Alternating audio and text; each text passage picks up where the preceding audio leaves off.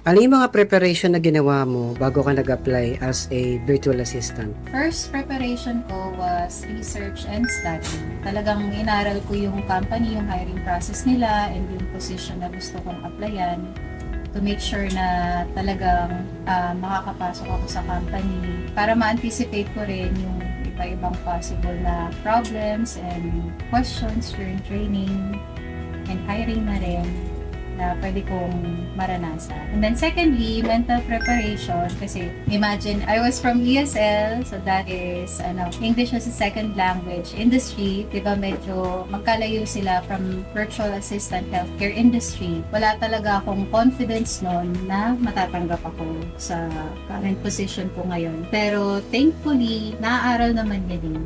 Kumbaga, you just need to be prepared to be confident. Third is financial backup kasi for training, 2 months yon na walang bayad.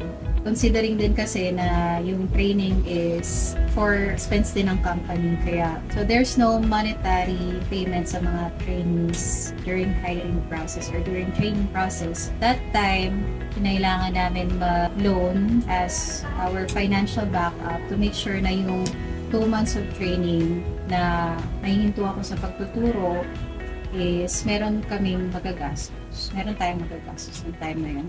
Thank you.